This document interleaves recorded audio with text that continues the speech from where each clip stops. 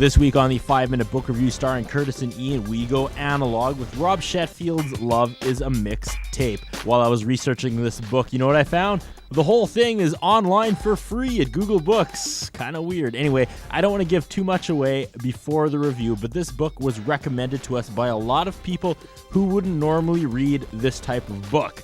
So it was definitely worth checking out on our end. Coin toss to start, and Curtis is the winner. Today on the 5-Minute Book Review starring Curtis and Ian, we're going to take a look at, bam, Love is a Mixtape, Life and Loss, One Song at a Time by Mr. Rob Sheffield. Not familiar with anything else he's done. This book was actually a recommendation from my good friend Danielle. And this is her favorite book, and I read it. And man, it's comparable to the, Chuck Klosterman's and the David Sedaris's. That's kind of the genre. But I found this one, it was kind of hit and miss at the beginning. Then it got momentum, and then it just got soul-crushingly dark. And that's not a bad thing. I wasn't ready for it. I thought I was reading one type of book, and then it just kept getting darker and bleaker, and I had to put it down for a little bit. It's not gross or graphic or anything. It's just basically about loss hidden in a book about mixtapes. Good or bad, again, it is a good book. I don't want to say it's not a good book, because it is, but it's just not what you expect when you sit down and pick it up. Ian? Well, it is definitely a hard read. It's very emotional, very, very, very hard to read at times. I believe the author used to be, it continues to be a writer for magazines like Span and Rolling Stone and such. He's a music writer, so obviously looking at it from the perspective of music he's enjoyed in the past, present, and hopefully in the future is an obvious perspective for him. Definitely agree with you, it was really hard getting rolling, and I'm not sure I ever felt like it found its voice completely as I was reading it. Like it took a bit to get to a point. It did get to a point where I felt more comfortable reading it, but those first probably 50 pages I found really difficult to get through. I felt the author really struggling through them.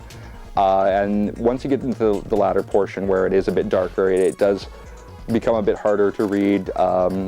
Again, I think you hit the nail on the head because it is unexpected. Like, there's no real prefacing what you're about to run into with this book about just sort of the depths of his sadness, really.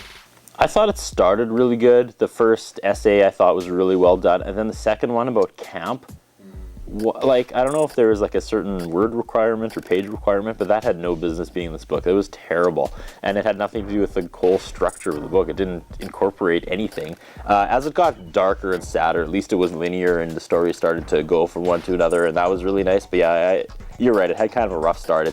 You had no idea what the book was about, really, and where it was going to go until about halfway through, and then it was too late. I mean, I guess there's a certain reality to that with the collection of essays sort of format. I mean, they aren't necessarily linked.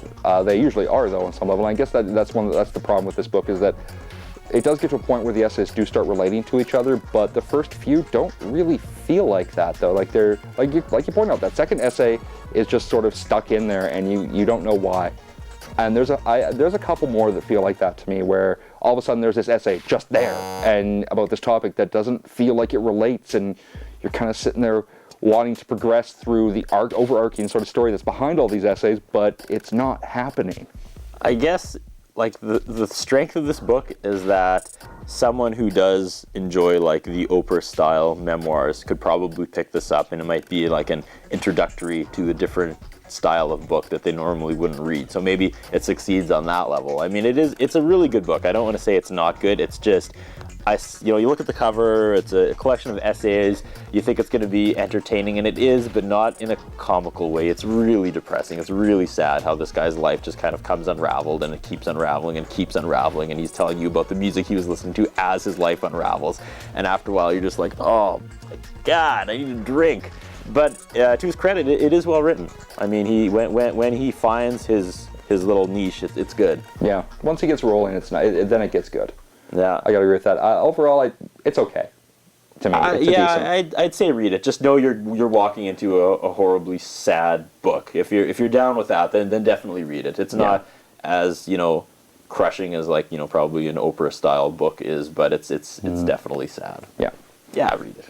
Yeah, go for it.